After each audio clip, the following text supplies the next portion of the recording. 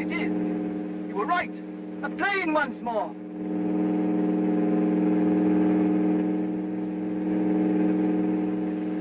Look, there he is.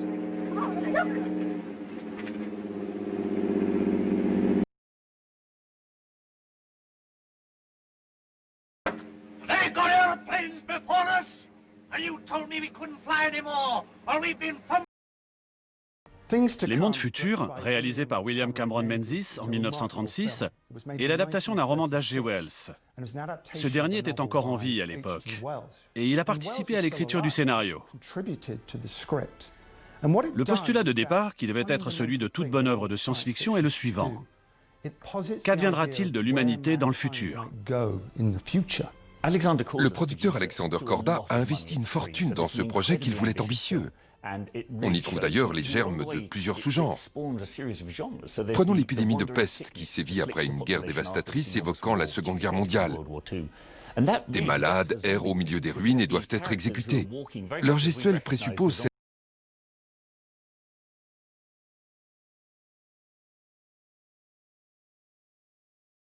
mais qui pourrait sortir tout droit de Mad Max, dans sa manière de jouer les chefs dans cette société dépourvue de pétrole.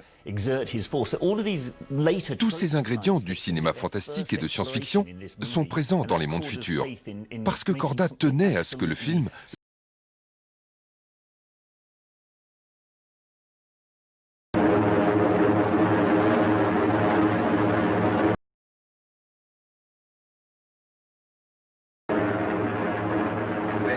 Don't stand by.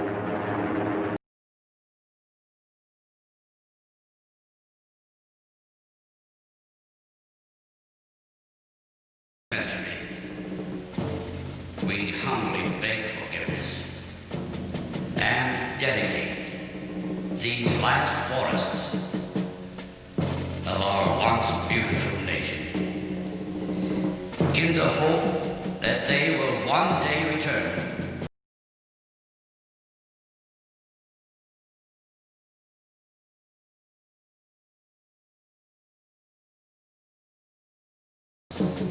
And the brave men who care for them.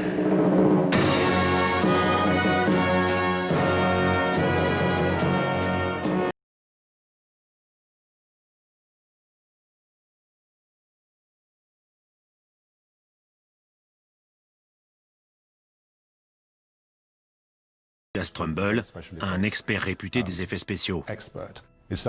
Bruce Dern y incarne un super jardinier de l'espace. Il est botaniste et avec ses collègues, il a pour mission d'assurer la préservation d'espèces animales et végétales sous d'immenses serres réparties à bord d'un gigantesque vaisseau spatial.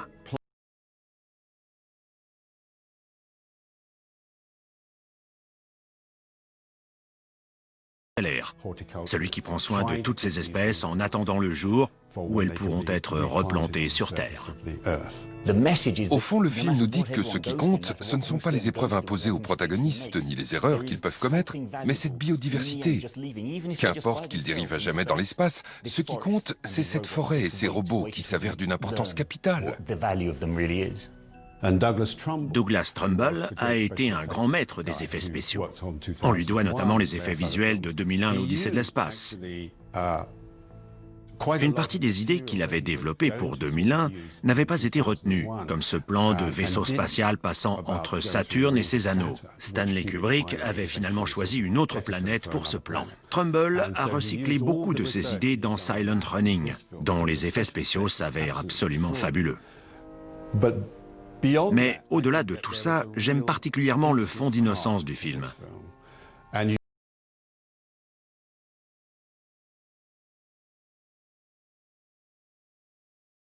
Et qu'il a baptisé, oui, Dewey Louis.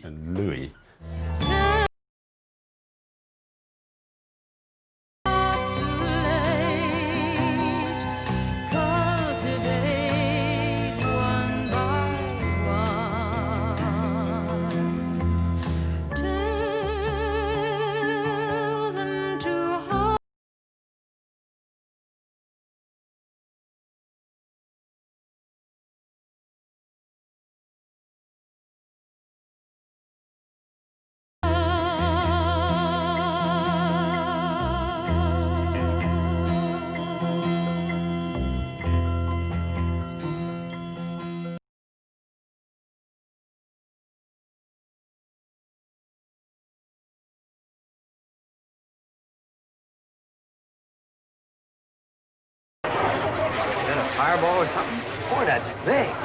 Maybe it's a comet. Boy, that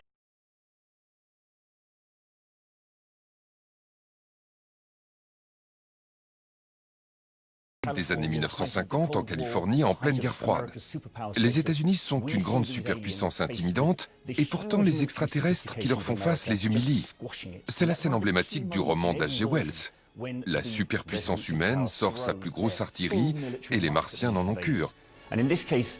Cette fois, le moment clé réside dans le recours à la bombe atomique pour contrer le rouleau compresseur ennemi qui semble invincible. Les forces militaires terriennes se rassemblent, les secondes du compte à rebours s'égrènent, lancinantes, la bombe explose, et c'est l'attente.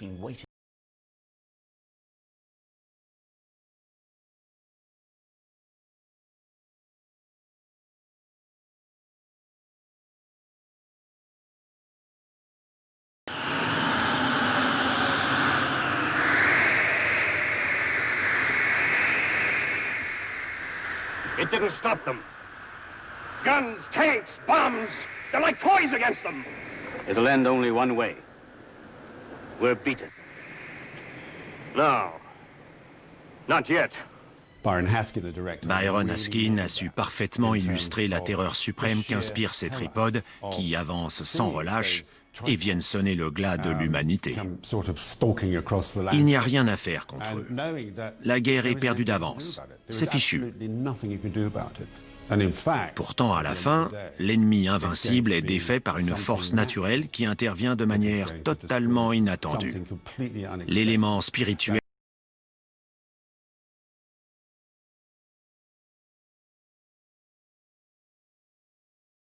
d'élargir le propos du film et du roman pour donner une dimension nouvelle au récit. Alors ça reste une vision et une approche très américaine. Souvent, quand on essaie d'allier les concepts du bien, de la force,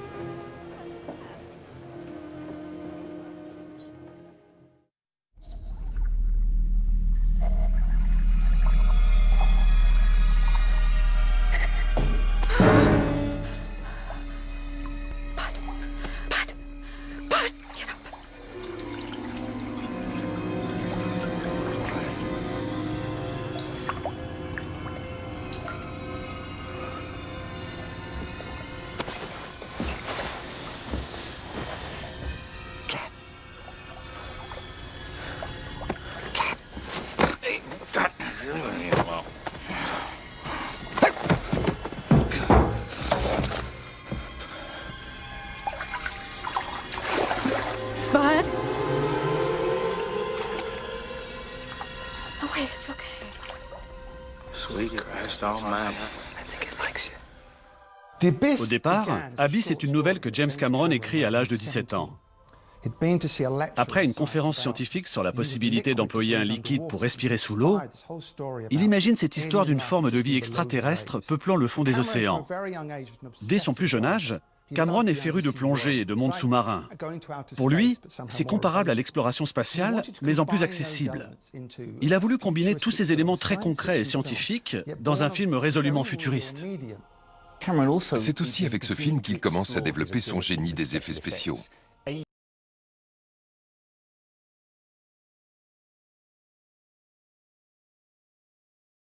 juste après Alien, et sa manière de représenter ces entités aquatiques, de les faire vivre à l'écran, évoque déjà ce qu'on verra dans Terminator 2 ou Avatar. Il expérimente, il laisse libre cours à son imagination grâce aux formidables effets spéciaux et numériques dont il dispose. Il est en train de définir son style.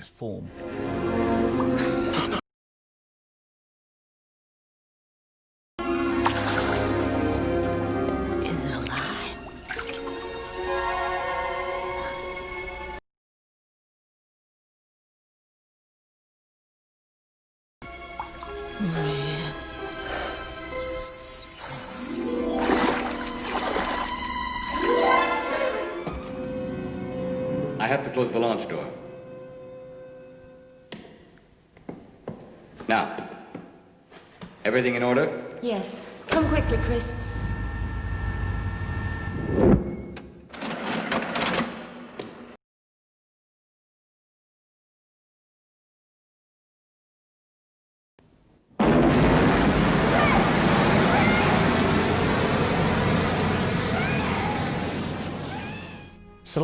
Solaris, c'est la réponse d'Andrei Tarkovsky au 2001 l'Odyssée de l'espace de Stanley Kubrick.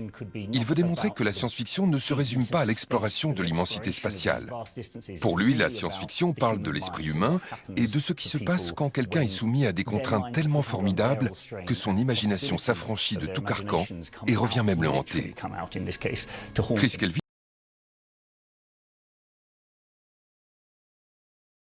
Solaris et qui semble entièrement constitué d'eau. Il se passe des choses étranges à bord, et dès son arrivée, le héros apprend la mort de son ami qui venait de lui envoyer un message de mise en garde au sujet de la planète. Comme les deux autres membres d'équipage l'ignorent complètement, le héros se demande où il a atterri. Il se couche, et à son réveil, sa femme est à ses côtés. Sa femme s'est suicidée 10 ans auparavant, et pourtant elle est là, en chair et en os. Ce n'est ni une hallucination, ni un fantôme. Avec ce film, je crois qu'on peut parler de science-fiction d'art et d'essai. C'est rare.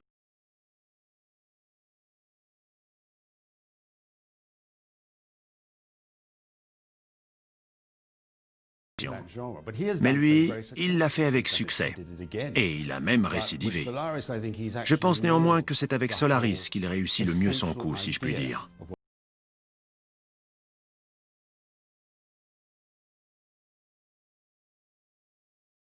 Fascine, c'est ce qui se joue dans l'esprit des gens et comment un élément étranger peut influer sur eux et sur leur psychisme. En l'occurrence ici, la planète Solaris influence la personnalité, la perception du monde.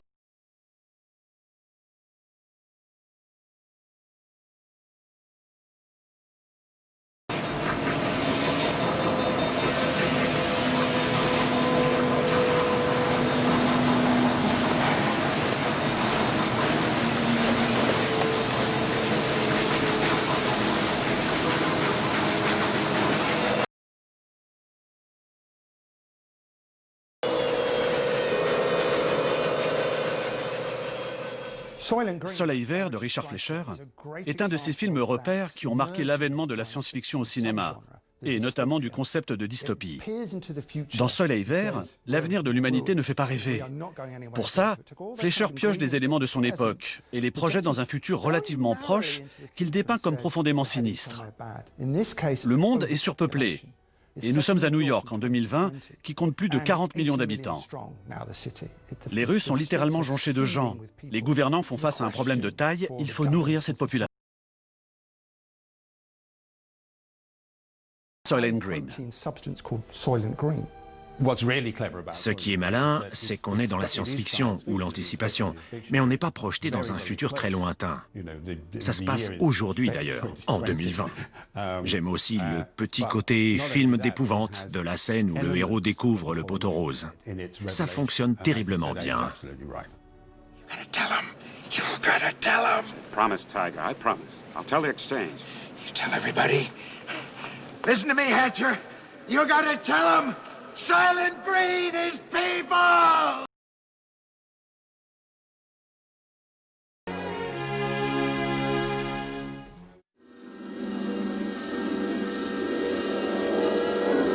It became intoxicating.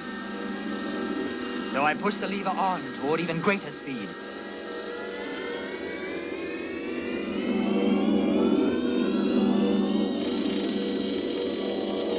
As I went along, I gained experience in handling the machine.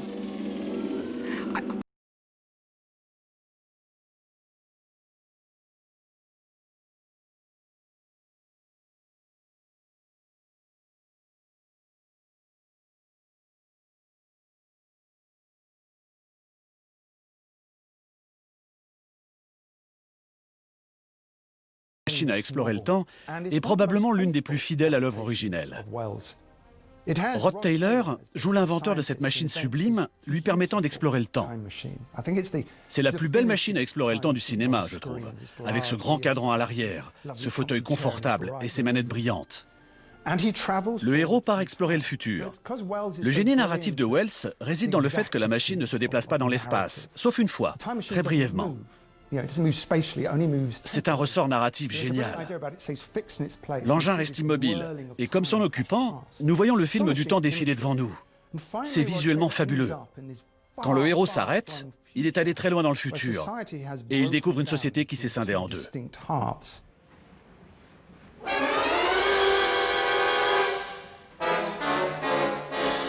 this was the destiny of the Eloi.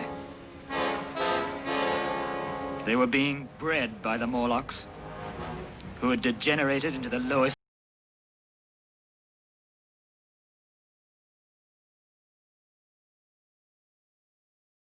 Absolument terrifiante. Comme le héros, on se laisse bercer par l'idée que le futur sera forcément merveilleux et bien plus réussi que le présent. Or, c'est tout le contraire. C'est un cauchemar absolu. Il y subsiste un reliquat de beauté, mais le reste n'est qu'horreur. C'est là tout le talent de Wells, que George Pal transpose brillamment à l'écran. Il nous rappelle que ce qui se passera dans le futur n'a pas vraiment d'importance. Ce qui compte, c'est de conserver une certaine forme de foi en l'être humain pour avoir la force d'aller de l'avant. Il faut être prêt à se défaire de beaucoup d'avancées et de progrès technologiques, car ce n'est pas forcément synonyme de changement positif et bienveillant. C'est un message très fort. J'adore le fait que le héros puisse inventer un tel engin. Oui. Un instrument par-ci, quelques cadrans lumineux par-là, et ça fonctionne.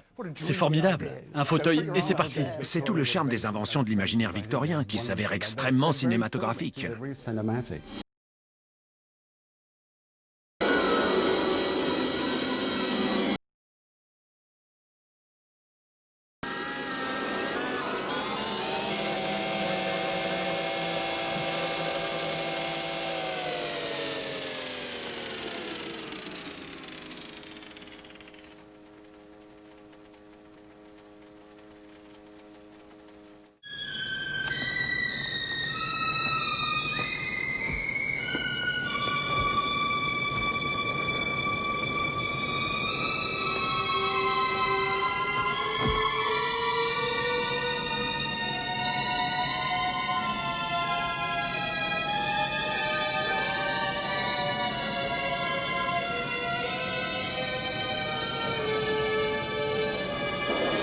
Found a fossil. The remains of some animal buried in the ice, and they chopped it up. But where is it? Look at this. The Thing de John Carpenter a tout d'abord été conspué avant d'être élevé au rang de film culte. Le réalisateur joue avec les effets spéciaux de l'époque pour mettre en scène le concept terrifiant d'une chose capable d'infecter des êtres vivants à leur insu et qui pousse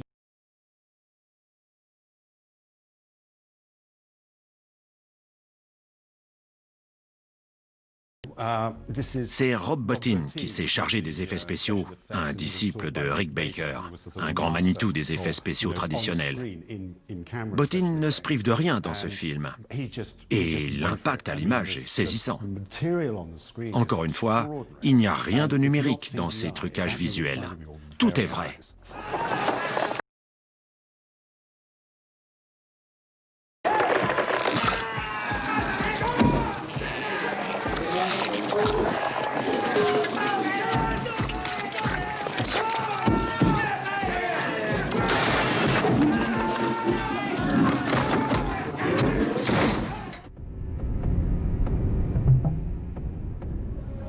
Sorry, Danny, I'm gonna have to give you the full tour soon. Time horizon 12 minutes. All right, what he's doing now we call scrubbing the image, looking for clues as to where the murder is going to happen. Original running bond brick pattern, streamlined early Georgian details. This nation.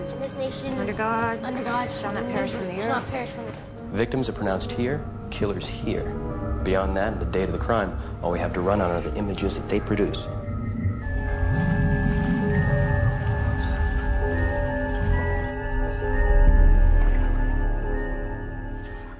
Avec Minority Report, Steven Spielberg s'aventure du côté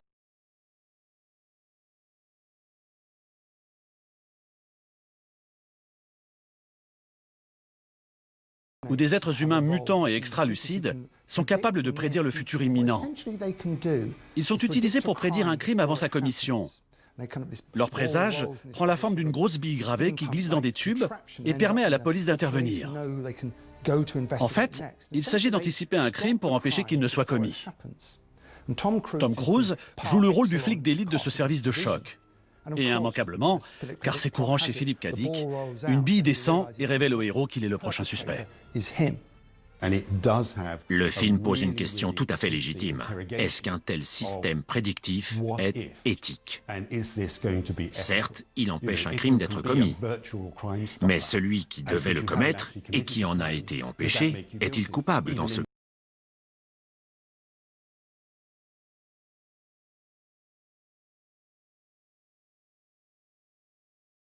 Mais fascinant.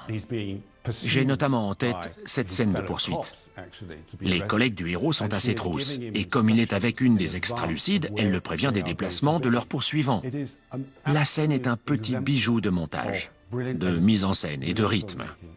Tout le film est constamment tenu d'une main de maître, et ça contribue profondément à transmettre son message. C'est sublime.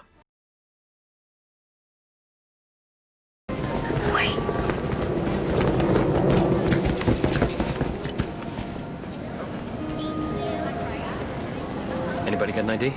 Anybody? Negative. Negative. All right, Scott, Ramos, take the east end. Everyone else follow me, let's go!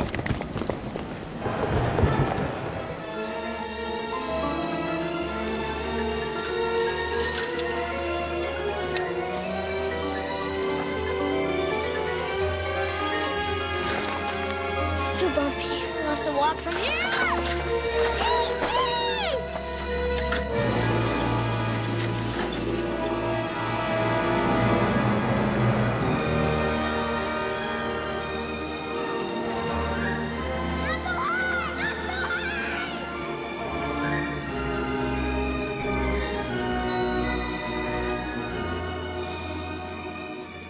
E.T. l'extraterrestre est un ovni, même dans le cinéma de science-fiction. Un univers de science-fiction est souvent déterminé par la technologie, la guerre ou un cataclysme venu d'ici ou d'ailleurs. L'univers d'E.T. naît de l'imagination d'un enfant. Quand ses parents divorcent, Steven Spielberg se sent délaissé et s'invente un ami imaginaire. Une fois réalisateur à succès, il va donner vie à cet ami. L'histoire tourne autour du personnage d'Elliot, qui, comme l'imaginait le réalisateur dans son enfance, est en symbiose avec cet ami au point de ressentir ses émotions quand il joue, boit de la bière ou se prend d'affection pour des grenouilles.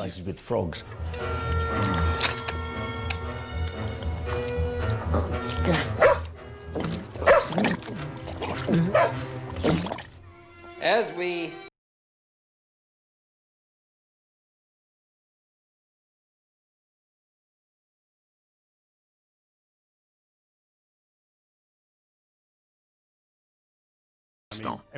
Et puis, c'est un peu le pire cauchemar d'un parent si on se place du côté de E.T.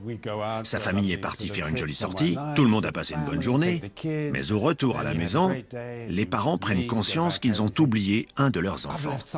E.T. est l'enfant d'une famille extraterrestre qui a malencontreusement oublié de vérifier s'il était bien à bord du vaisseau au retour. C'est pour ça que le film parle aussi bien aux petits qu'aux grands. Égaré résonne auprès des parents. E.T. a été oublié sur Terre et ses parents vont devoir revenir le chercher. Or, ils viennent d'une autre planète, pas simplement de l'état voisin.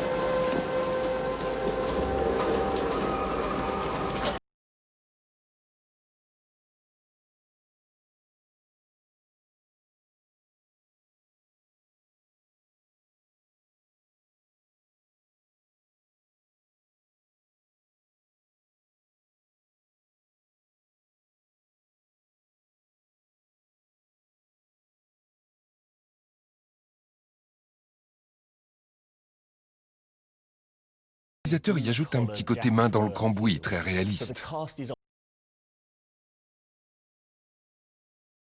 C'est beaucoup de temps à bord de ce cargo spatial. Un SOS provenant d'une planète voisine les sort de leur sommeil artificiel.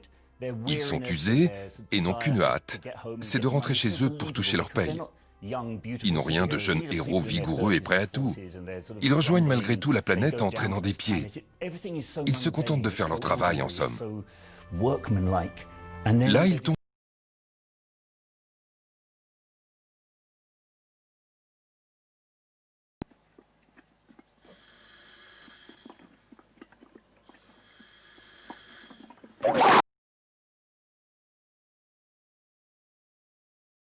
n'a cessé de répéter qu'il tournait une série B, un simple film de monstres.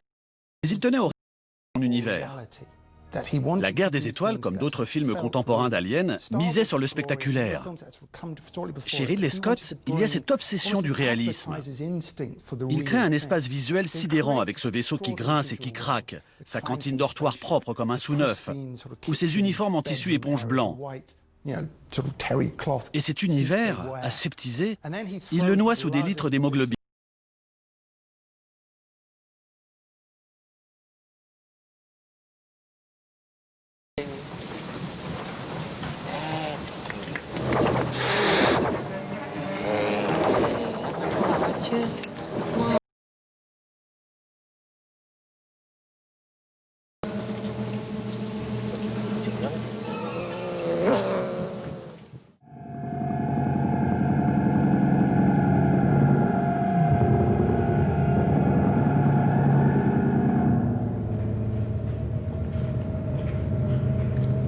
miles. 20 miles. Listen. Circuits opening and closing. And they never rest. This is one of their ventilator shafts. You can feel the warm air rising. Look down here. Look down, gentlemen. Are you afraid?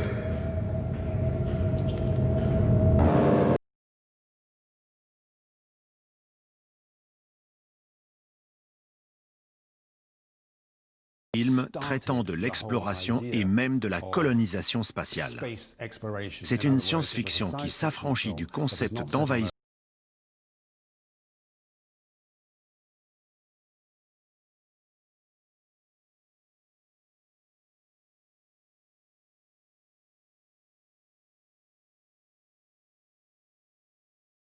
Mais suffisamment crédible pour ne pas dérouter le spectateur. Le scénario s'inspire très librement de La Tempête de William Shakespeare. Ce que j'adore dans ce film, c'est le fait qu'il soit autant en avance sur son temps. Il propose des effets spéciaux d'une sophistication inédite pour l'époque. Il y a cette scène où la créature s'attaque aux champs de force qu'ont déployés les protagonistes. Ouais. On a un aperçu très flou de ce à quoi elle ressemble quand elle arrache les câbles électriques. C'est aussi la première fois qu'on a un robot. Mais il a une allure folle avec son look très art déco.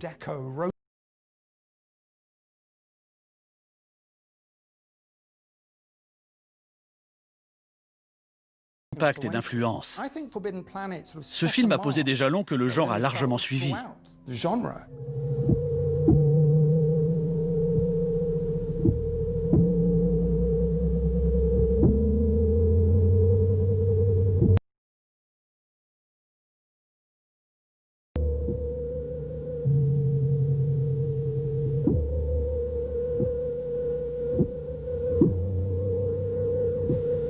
Strange how that fence just shorted out. Yeah.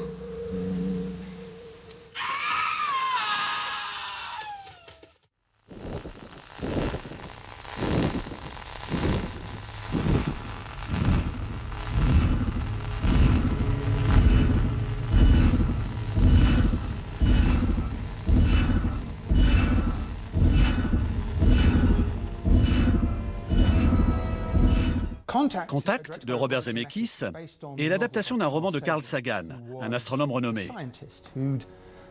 Il a beaucoup travaillé sur la possibilité d'un contact avec une forme de vie extraterrestre, mais aussi sur la nature de ce contact.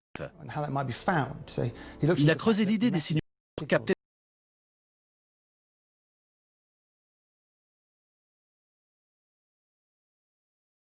type de dialogue. Il a essayé de vendre son idée à Hollywood, mais jugée trop sérieuse, elle n'a pas emballé les producteurs. Alors, il en a fait un roman qu'Hollywood a fini par adapter. Zemeckis réussit à faire un film de science-fiction plausible. Il n'abuse pas de la dimension fantastique de l'histoire. Il la saupoudre avec parcimonie.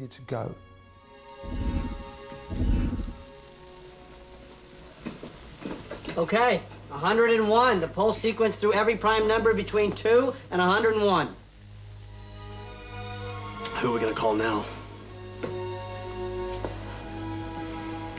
Everybody.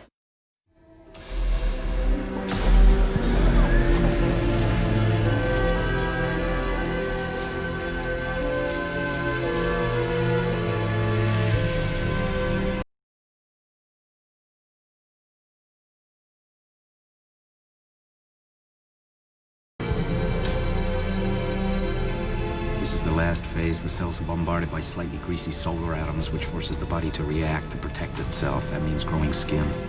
Wonderful. Avec le cinquième élément de Luc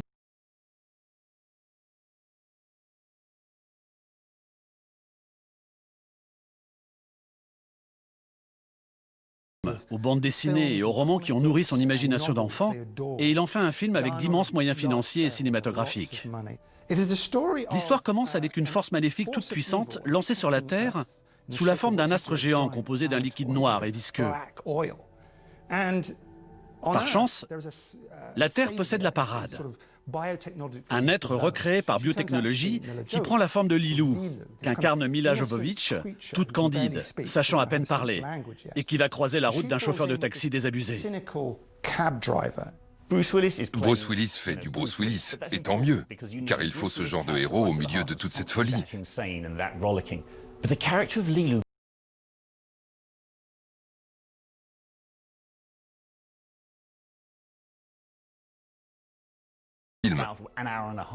C'est une sacrée performance d'actrice.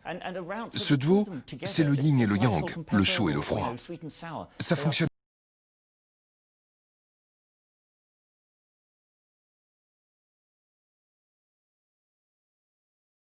Parce qu'à la fin, leur histoire doit être sincère pour que le monde puisse être sauvé.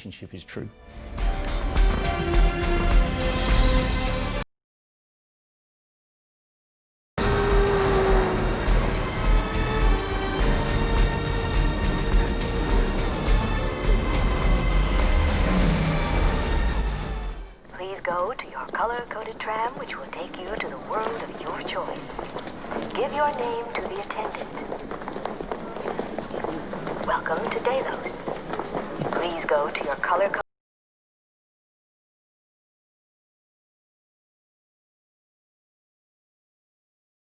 Please go to your color-coded tram, which will take you to the world of your choice. We are sure you will enjoy your stay in Western World. Was she, probably? Please do whatever you want. That's amazing. There are no rules, and you should feel... Supposedly you really can't tell, except by looking at the hand. Not be afraid of hurting anything or of hurting yourself. They haven't perfected.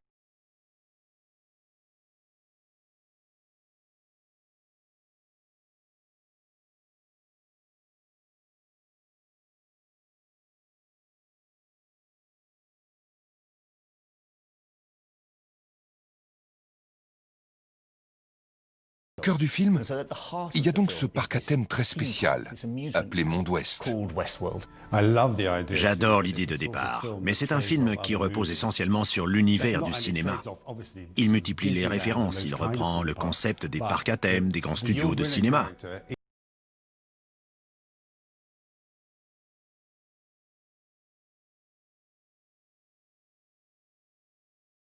La référence fait mouche immédiatement. C'est très divertissant. Les références et les clins d'œil sont plaisants. C'est un film sympathique en somme, même s'il use et abuse de sa thématique. Finalement, c'est plus son petit côté satirique ou parodique qui le rend agréable à regarder.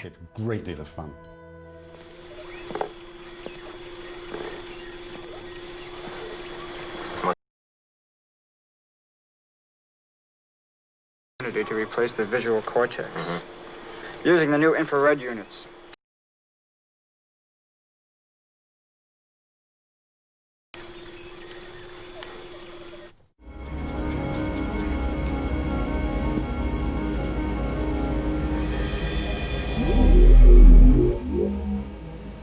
you ever had a dream, Neo, that you were so...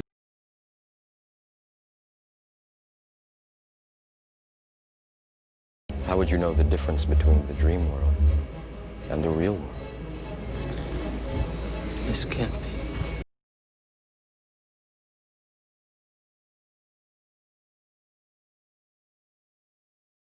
Ces codes pour s'aventurer sur le terrain de la philosophie et interroger le concept du réel. Beaucoup d'autres films se sont essayés à l'exercice, mais aucun n'a mis la barre aussi haut que Matrix. This will feel a little weird.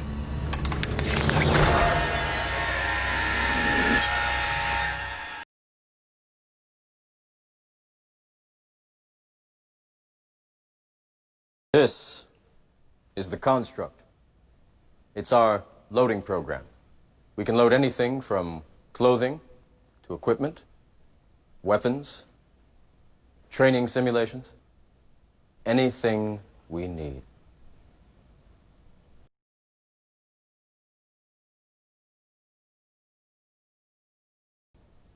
Your clothes are different, the plugs in your arms and head are gone. Your hair has changed. Your appearance now is what we call residual self-image. It is the mental projection of your digital self. Le plus fascinant, c'est que tout fonctionne. Le concept, la manière, le rendu, l'ambiance un peu film noir au sein de la matrice et plus cyberpunk en dehors.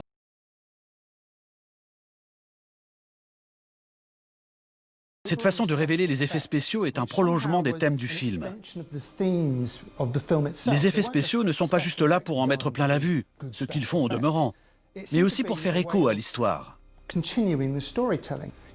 Dès la première scène, quand Carrie-Anne Moss se fige en l'air telle une guêpe, on reste ébahi. On se demande ce qui se passe. Et on se dit qu'on n'avait encore jamais vu ça dans un film. C'est plutôt rare. Matrix n'a pas seulement réécrit beaucoup de règles et de codes du genre, il a aussi révolutionné l'aspect formel de la science-fiction au cinéma. Je suis entièrement d'accord. Cette scène où elle s'élève et où le temps semble s'arrêter, quel choc. Ça reste gravé dans la mémoire.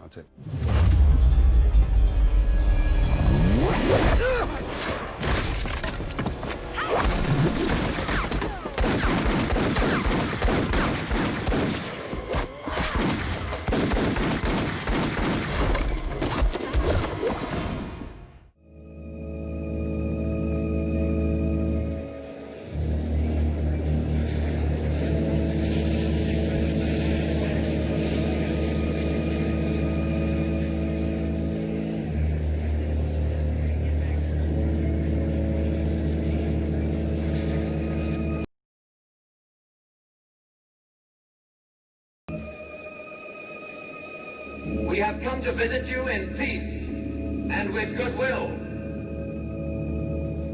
Le jour où la Terre s'arrêta est un film de Robert Wise, réalisé en 1951. C'est un des tout premiers pamphlets antinucléaires au cinéma. Aussi bien au niveau des idées que de l'exécution, le film s'avère très économe et néanmoins puissamment évocateur. L'histoire débute avec l'arrivée d'un vaisseau spatial dont sort Michael Rennie, qui joue le rôle de Klaatu. Il est accompagné d'un robot géant du nom de Gort. Klaatu n'est pas une menace. Il vient en ambassadeur.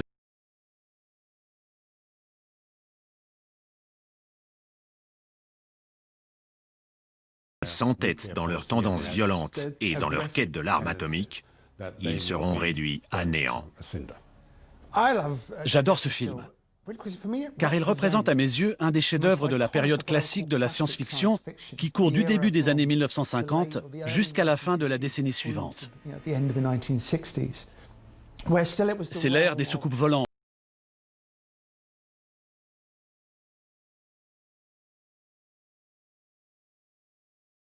présente sous une lumière sublime et dans un noir et blanc typique de l'époque. C'est un instantané de l'état de la science-fiction à son époque. Il reflète les ambitions du genre.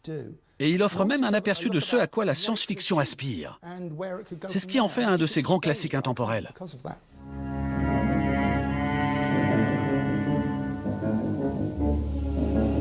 Good. Klaatu, Barada, Nikto. Klaatu.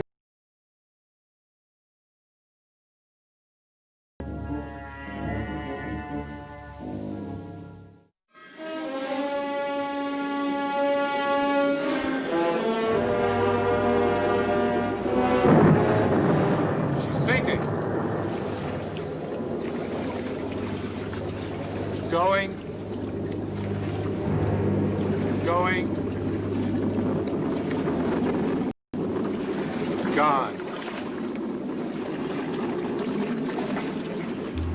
Okay, we're here to stay. Avec La planète des singes, on entre dans la période passionnante de la science-fiction à message politique. On le sent dès le monologue d'ouverture que Charlton Heston déclame nonchalamment, cigare aux lèvres. Il évoque la société qu'il a quittée et dont il sait que ses représentants auront disparu avant que son message ne leur parvienne. Il exprime tout son dédain pour ce monde qui ne tourne plus rond, et les faits lui donnent raison. La société humaine s'est bien effondrée. Ce film a été un pavé dans la mare du genre. Il a brisé les codes avec son côté vibrant, direct et puissant. C'est le reflet de l'état du monde en 1968 et des changements que traverse alors le cinéma. Tout ça au travers du prisme de la science-fiction. Le film raconte l'histoire d'une mission spatiale en perdition dont le vaisseau finit par voyager dans le temps.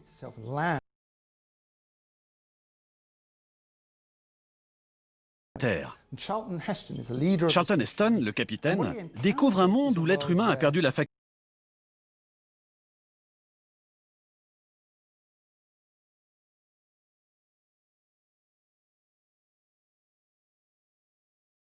Mais ces grands singes évolués n'ont jamais eu affaire à un humain intelligent et doué de parole. Outre un superbe film de science-fiction, c'est un film d'action palpitant.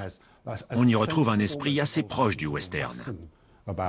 Dès la première image où on voit ces singes à cheval, portant des cartouchières et armés de fusils, on est sous le choc et transporté dans cet univers. Le film est brillamment construit.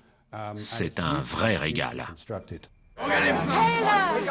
Why did you run away? Security police. I'm in charge of this man. No longer, madam. He is now in custody of the Ministry of Science.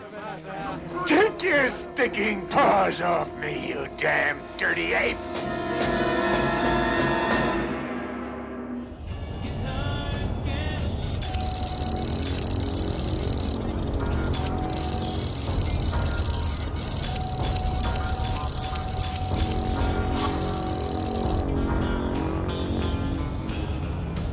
I need your clothes, your boots, and your motorcycle.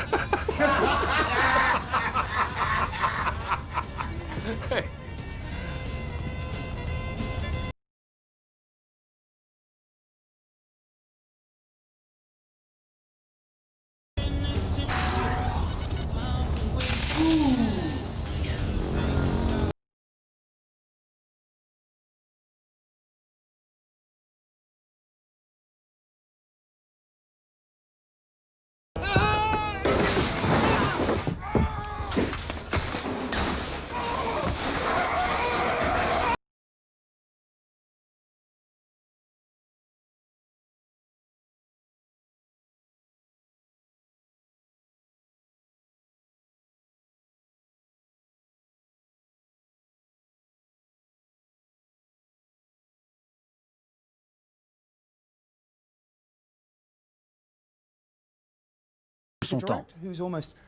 Cameron est à la fois un ingénieur et un imagineur, un rêveur absolu doublé d'un véritable touche-à-tout des techniques cinématographiques. J'adore ce film. Il démontre à quel point James Cameron est non seulement un grand réalisateur de science-fiction, mais un maître de la suite. Il sait précisément comment surpasser ce que lui ou d'autres ont déjà fait, pour le renouveler de manière encore plus spectaculaire. Terminator 2 en est l'exemple parfait. On s'attendait à ce qu'il repousse les limites. C'est dans son ADN de cinéaste. Et tout à coup, il est devenu un pionnier des effets spéciaux numériques en créant ce nouveau Terminator, le T-1000, fait de métal liquide. C'est jubilatoire de se demander jusqu'où Cameron va aller. Sa créature peut tout faire, tout franchir. Elle traverse des barreaux, elle change de forme. C'est le prédateur absolu. Les murs ne l'arrêtent pas. Et même Arnold Schwarzenegger ne peut pas grand-chose contre lui.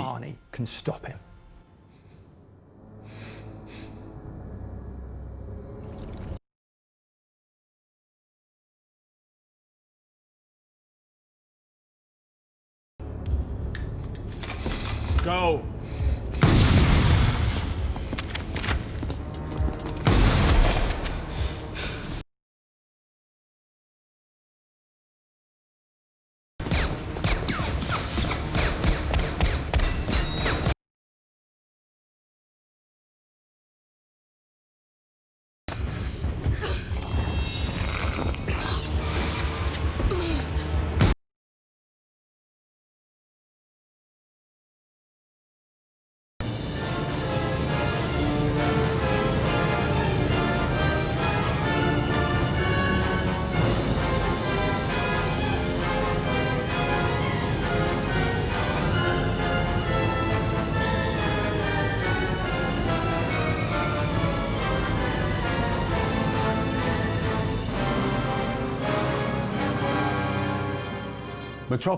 Metropolis est réalisé en 1927 par Fritz Lang, le père absolu de la science-fiction cinématographique. C'est un film muet dont l'action se déroule dans la mégalopole fictive de Metropolis. Toute la ville tourne grâce à d'énormes machines souterraines. Pour entretenir cette machinerie, il faut des hordes d'ouvriers qui se relaient constamment à leur chevet pour que la ville continue de fonctionner. Ceux qui peuplent la ville haute appartiennent à l'élite de la société, qui se complaît dans le luxe. La structure sociale est résolument binaire, avec la classe basse et la classe haute. Fritz Lang n'était pas en avance sur ses pairs et sur son temps.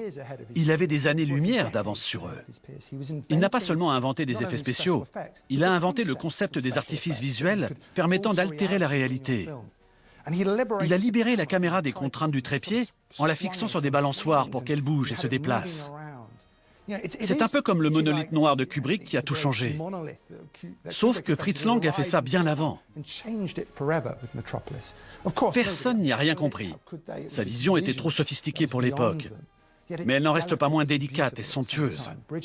Bridget Helm, qui joue Maria, livre une performance sublime d'innocence dans cet univers maniaque. Le film est sombre et superbe.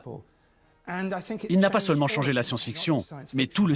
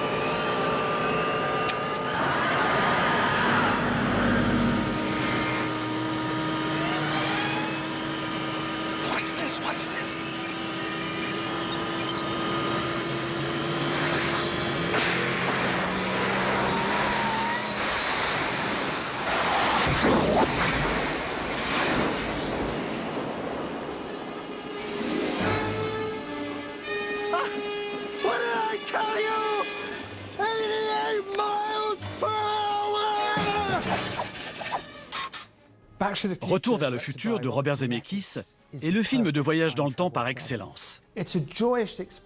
C'est un joyeux mélange de fantastique, de comédie, de drame adolescent et de science-fiction. Tout ça tient sur un canevas de culture américaine populaire qui le rend très homogène. Si Frank Capra avait fait un film de science-fiction, ça aurait pu être celui-là. On retrouve cette Amérique suburbaine avec ses clôtures blanches et ses jardins propres. Ce film présente tous les ingrédients des films intemporels américains. Et il met une grosse machine à voyager dans le temps en plein milieu. Le temps qui s'écoule est au centre de l'intrigue. Le héros court contre la montre et doit se dépêcher s'il veut pouvoir revenir dans son époque. Il n'y a pas de faux pas ni de fausses notes. Au début du film, on a ces scènes familiales que je trouve fondamentales. On découvre les parents, notamment la mère du héros, qui est alcoolique. Le couple parental n'a vraiment pas l'air de nager dans le bonheur. Le héros l'ignore au départ, mais une fois arrivé dans le passé pour s'assurer que ses parents se rencontrent, il comprend qu'il peut influer sur leur relation et restaurer une sorte d'harmonie entre eux qui se répercutera dans le futur, enfin dans son présent à lui. C'est une composante essentielle des films et des romans de voyage dans le temps. Si on modifie le passé, on sait qu'il y aura des conséquences.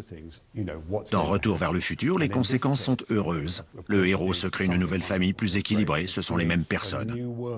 Il y a juste quelque chose qui a changé, en mieux.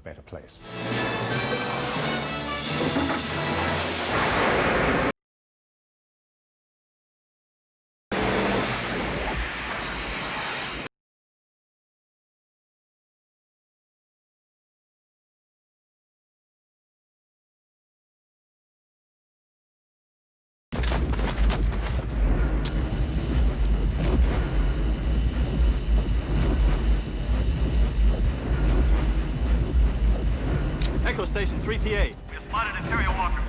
Imperial walkers on the north ridge.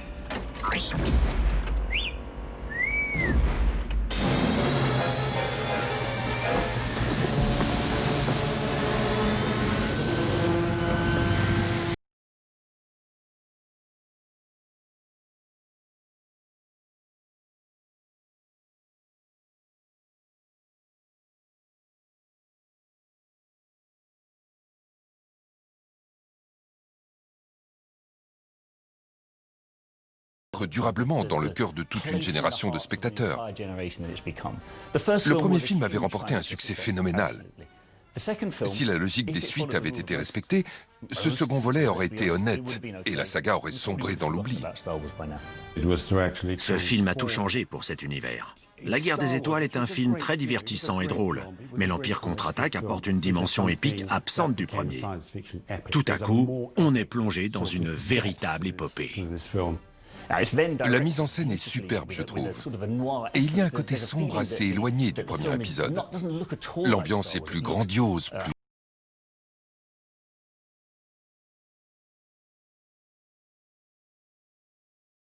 plus dans le drame. Le film évoque la trahison, les gentils n'obtiennent pas ce qu'ils veulent, et puis il y a cette révélation finale à couper le souffle. Obi-Wan never told you what happened.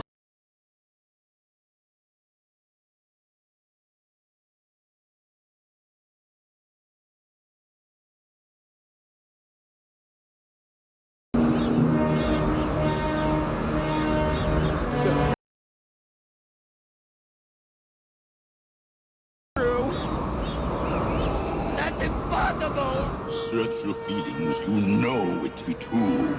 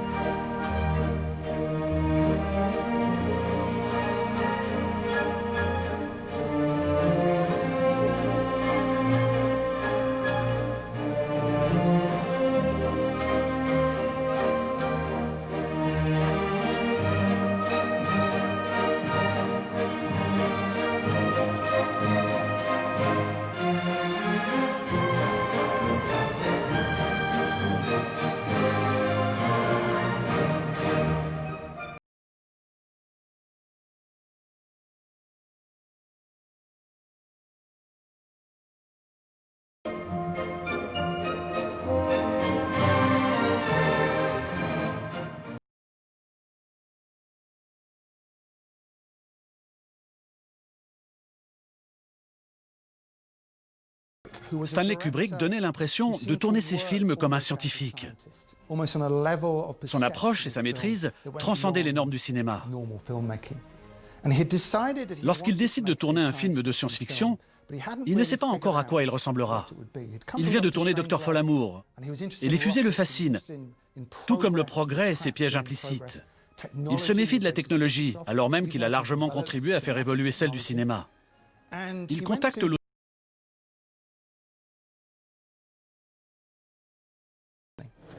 When we first found it, we thought it might be an outcrop of magnetic rock, but all the geological evidence was against it.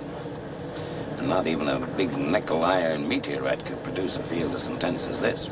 So we decided to have a look. We thought it might be the upper part of some buried structure, so we excavated out on all sides, but unfortunately we didn't find anything else. And what's more, the evidence seems pretty conclusive that it hasn't been covered up by natural erosion or other forces. It seems to have been deliberately buried. Deliberately buried. Arthur C. Clarke sur une nouvelle intitulée La Sentinelle. La nouvelle se limite à la découverte d'une boîte étrange sur la Lune. Cette boîte émet un signal, et voilà, fin de l'histoire.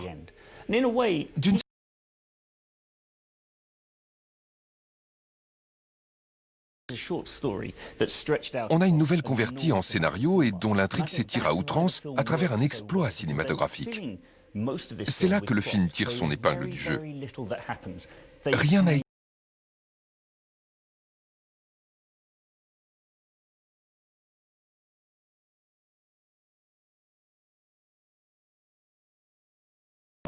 la virtuosité cinématographique de la mise en contexte atténue l'austérité de l'intrigue. Open the pod bay doors, Hal.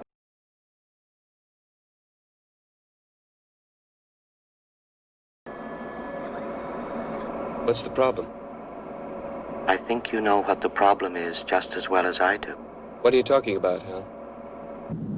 This mission is too important for me to allow you to jeopardize it.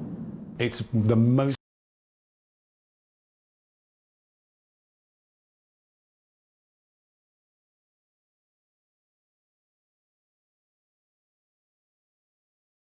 c'est qu'il réalise cette prouesse avec une économie de dialogue déroutante.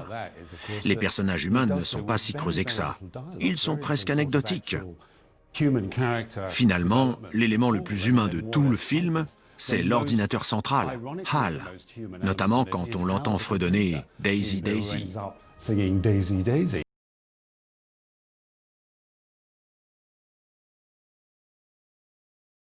Scientifiques qui ont mis au point une machine telle que HAL. C'est tout le propos du film, en fait. Transporter ces scientifiques aux confins de la connaissance. Ils tombent sur un nouveau monolithe qui à franchir la porte stellaire.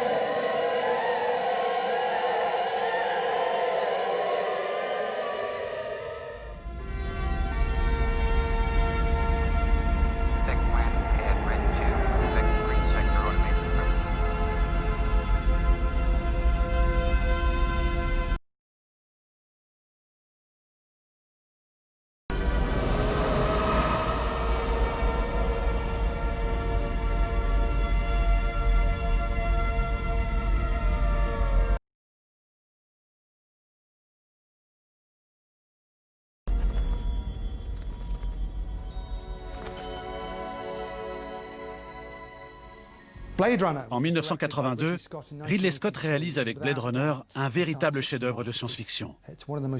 Visuellement, ce film est un monument. C'est une ode à ce que le cinéma symbolise en matière d'évasion. Pourtant, l'idée directrice est assez simple. C'est l'adaptation d'un roman de Philip K. Dick, Les androïdes rêvent-ils de moutons électriques. C'est de la science-fiction assez psychédélique et post-apocalyptique qui décrit un monde futuriste peuplé notamment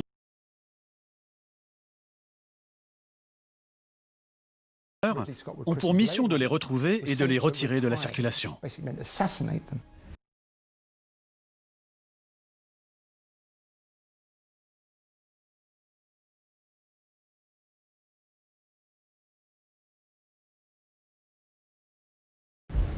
Look at you.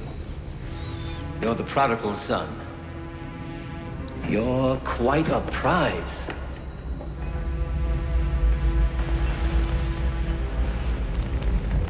Le film est une sorte de maître étalon du concept de dystopie que le cinéma de science-fiction n'a eu de cesse de décliner.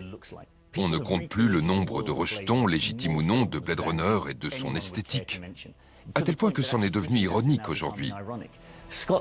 Ridley Scott a littéralement inventé la forme cinématographique du cyberpunk et du steampunk, de ces futurs technologico-industriels qui font fureur aujourd'hui. Tout est déjà là, et sous une forme absolument somptueuse. La ville évoque une mégalopole japonaise, ou Hong Kong. Il y pleut constamment, c'est humide, et ça semble invivable. Ça n'a vraiment rien de romantique, c'est très lugubre. La seule étincelle de vie réside dans les derniers instants du personnage de Rutger Hauer, qui contemple avec nostalgie ses souvenirs qui disparaîtront avec lui. C'est le seul moment du film où le soleil perce enfin les nuages. Cette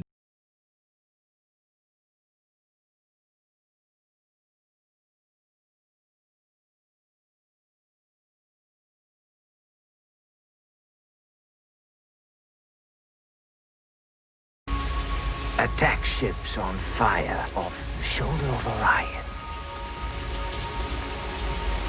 I watched sea beams glitter in the dark near the Tannhauser Gate.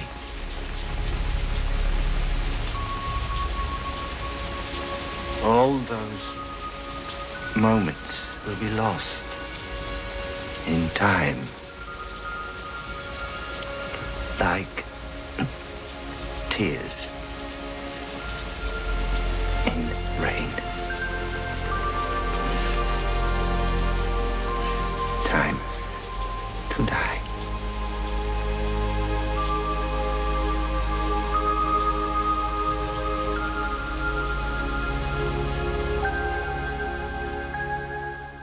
Au sommet de notre palmarès de la science-fiction fait son cinéma, il y a Rencontre du troisième type.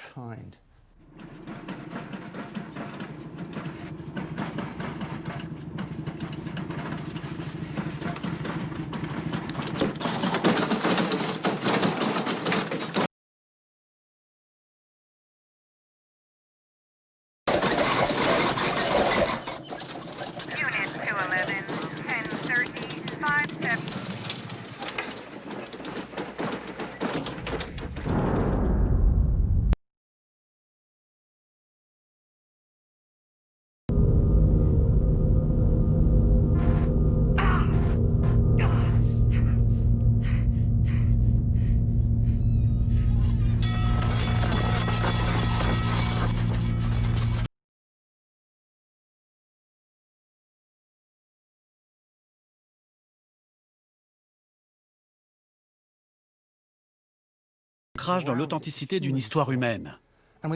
Rencontre du troisième type en est l'illustration parfaite. Il nous raconte l'histoire de cet homme assez ordinaire qui reçoit la visite d'extraterrestres qui lui annoncent comme une révélation. En parallèle, on a deux personnages joués par François Truffaut et Bob Balaban qui sont des scientifiques obnubilés par ces messages venus du fond de l'espace. D'un côté, on a un récit de pure science-fiction avec le recours à la musique, aux mathématiques pour communiquer. Mais de l'autre, on suit l'histoire de l'être humain et de sa réaction face à la confirmation de l'existence d'une vie extraterrestre. All departments and operational during this phase signify by beeping twice. If everything's ready here on the dark side of the moon, play the 5 tones.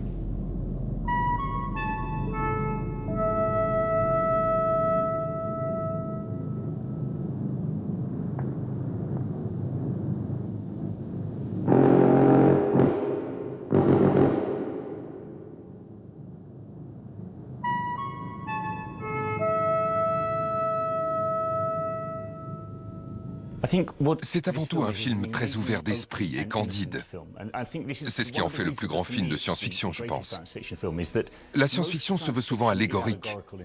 Elle nous offre des paraboles sur notre présent ou sur notre nature profonde. Dans ce film, Spielberg tente simplement d'imaginer notre réaction face à un événement à la fois hypothétique et très concret. Il est aux antipodes des variations sur le thème rebattu de la menace à combattre.